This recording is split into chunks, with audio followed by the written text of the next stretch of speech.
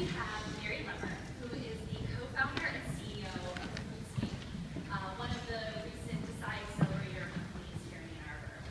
Foodscape improves access to fresh and healthy food by making it easy to grow and share food with friends. Prior to Foodscape, Mary has been involved in a wide range of startups, including an app that helps people find parking tickets to SoFi, a social finance firm. She has also worked for RPF Ventures, an Ann Arbor-based venture capital firm, while opening Orio's Gelato on William Street. A proud U of M alum, Mary takes on any challenge, whether teaching improv or swimming in the San Francisco Bay without a wetsuit, with courage and grace. Please welcome to the stage, Mary Lever.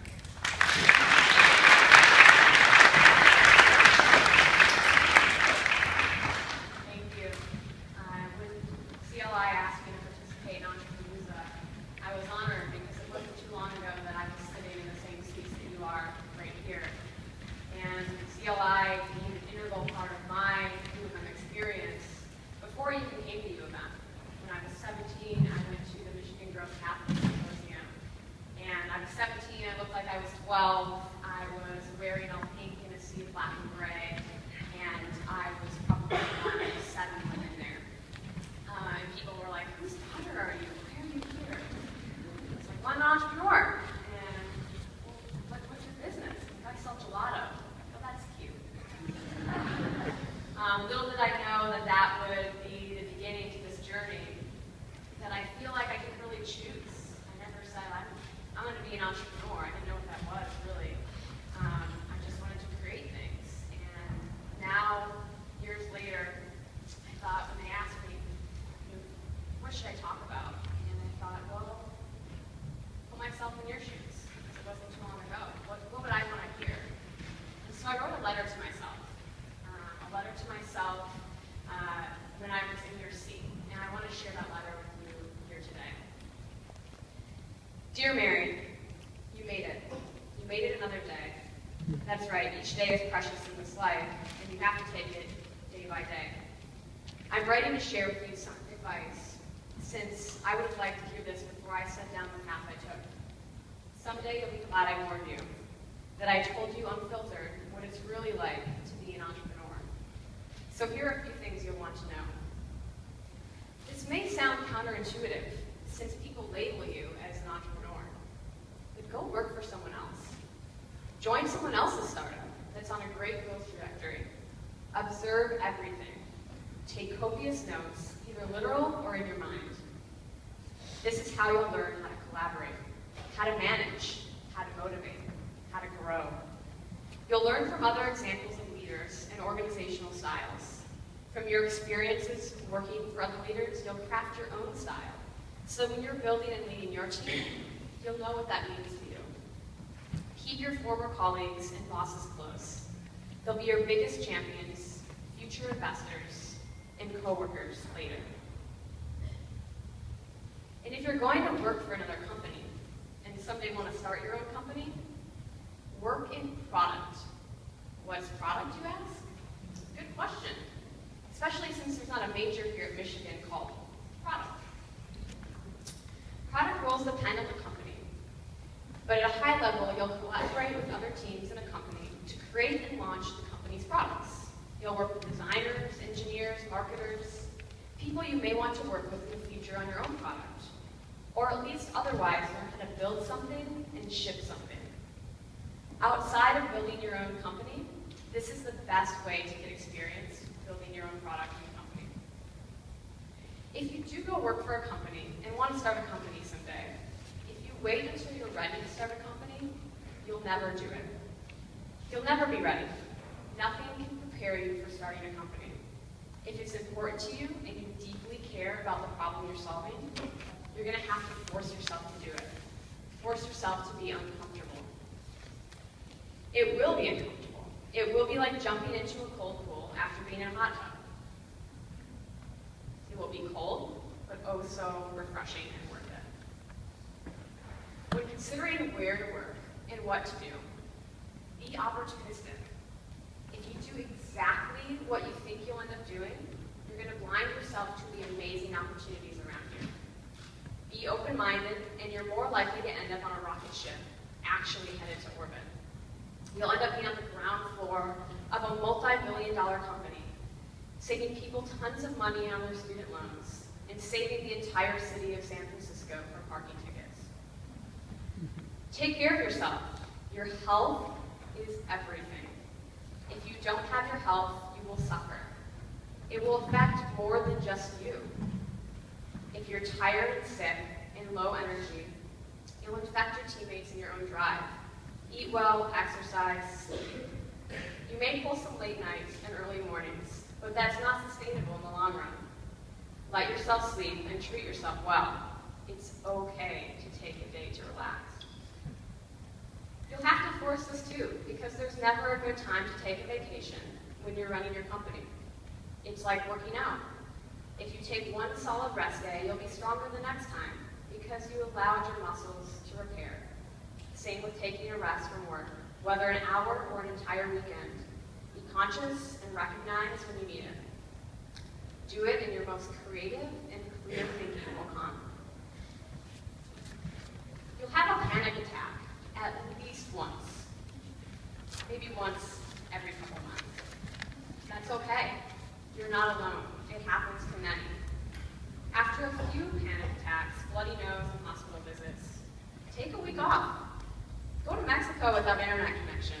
Run on the beach every day, drink from a coconut. Write in your journal and come back refreshed. Rinse and repeat. And each time, find better and better ways to deal with anxiety as it comes. Yoga, writing, exercise, and comedy will be great for you. Oh, pro tip on panic attacks. They'll likely come around the time you need to pay your credit card bill. So maybe try doing that before yoga, or with a friend nearby, or with a glass of wine. Speaking of panic attacks, you will experience a week or two or more where nothing seems to go right. You'll have a hiking accident, pass out, have a seizure, break up with your significant other, burn your hand, get in a car accident, have a family issue, family health issue, and still have a business to build. You'll end up losing a loved one the same week that you take on a nationwide team, and you'll find yourself crying in the bathroom at AT&T Park during a Giants game. The world does not stop just because you have a company. Remember, for every day that goes well, there are at least 3 days where shit hits the fan. Let yourself cry alone in a room or bathroom stall, but also talk about it. You're not alone, and sharing your challenges with others is a faster way to figuring out solutions. And it may be the only way to survive. It will get better. Be honest and authentic with yourself and others. When people ask you, how are things with your company? It's a lot similar to people asking, how are you? They usually expect you to say good or crushing it. And let's be real, most people aren't actually listening to the answer. The trouble with this is that people cannot help you if everything is always going great for you. If you say, actually, I'm really struggling figuring out how to negotiate this partnership or negotiate this lease, they can help you. You open up the opportunity for someone to help you with those things. And sometimes you'll need to fool yourself into thinking that everything's okay, even when it's rocky, because that's how you'll make it through. But don't be delusional. Be real, and you'll get real help. And remember, 9 times out of 10, when someone says they're crushing it, they're not. What you read in TechCrunch is only part of the whole story, a very small part. There's more to starting a company than raising money, selling your company, and making millions of dollars. In fact, you may not even want to read TechCrunch. Things will go wrong, but remember, there are no mistakes, only gifts and opportunities. Take everything as a learning opportunity. If you learn from it, it's not a mistake. The cheaper and quicker the mistakes, the better. Don't forget about your family and friends. Don't go under a rock.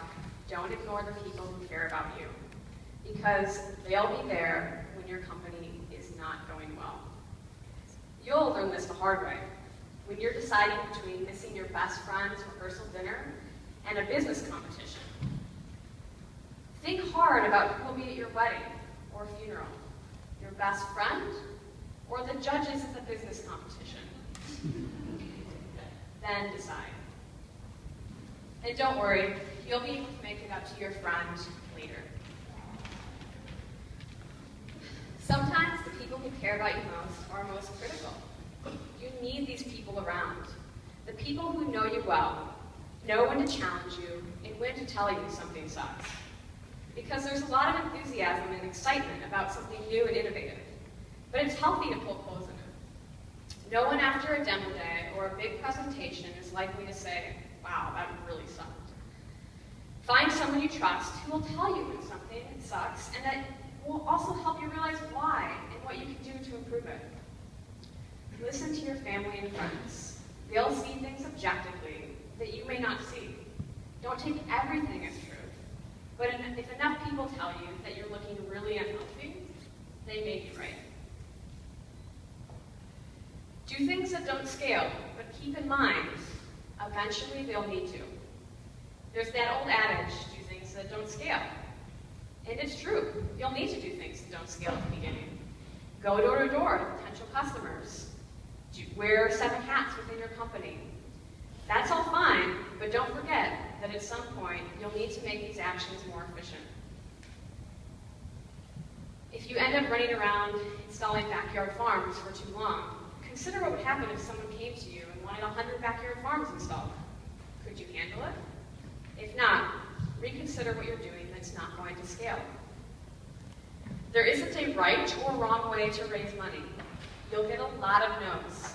A lot. There will be that one time that you walk into the coffee shop and raise money from the guy who's meeting you for the first time. Just like you read in articles or see in the movies. Savor it, because it will only happen once. Be persistent. No one said it was easy or glamorous, except TechCrunch, but remember, you're not reading that anymore. If it was easy, everyone would do it. There are a lot of hard days, really hard days. Be relentless. Everyone who has done something impressive was told by at least one person that it will never work. Most people who tell you that you are wrong, or most people will tell you that you're wrong, or that it will never work. Don't listen to those people. Those people didn't know that even people in Michigan eat gelato in the middle of winter. And if founders listened to those people, we wouldn't have companies like Airbnb, Uber, SoFi, and countless others. Find a routine. There are so many uncertainties in your life and in business. Find something consistent to do every day that brings you joy. For you, exercise and cooking and things. And do something non-work related before you go to bed. You'll sleep much better. Try coloring and washing dishes. Yes, coloring books. Trust me, they'll come back in popularity.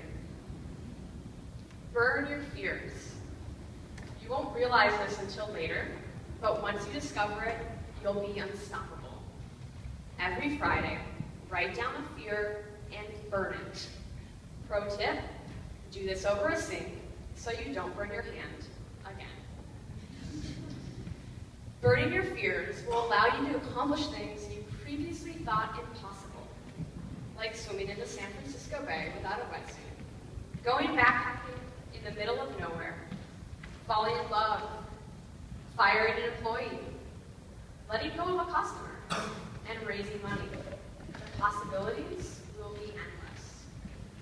And finally, be yourself. You are great just the way you are. Follow your intuition and be confident in your own skin. You are the best version of you you can be. You may be the black sheep of the business school, since you're not interviewing with all the big firms. If you're sitting here feeling different, feeling uncomfortable, questioning your decisions, you're okay. You are you, and not your classmates. Remember that one time GE didn't offer you a job? The only on-campus normal interview you had? Your interviewer told you that you were too entrepreneurial for GE. Little did you know that several years later, your interviewer will reach out to you and ask you for advice when he's leaving GE to join a venture fund. It will all come back full circle if you follow your bliss. Similarly, your classmates, who all went to work for Bain, McKinsey, JP Morgan, and other big-name firms, will come to you when they want to leave and are miserable because they want to start a company, join a startup, or work in venture capital. Remember, this path is a journey, not a destination. If you're not enjoying the trip, get off the freeway and take another road. There are far cleaner roads, less potholes, less roadkill. You'll have no regrets if you stay on this road. Just keep up the positive attitude and learning mindset. From your friend and future self, Mary.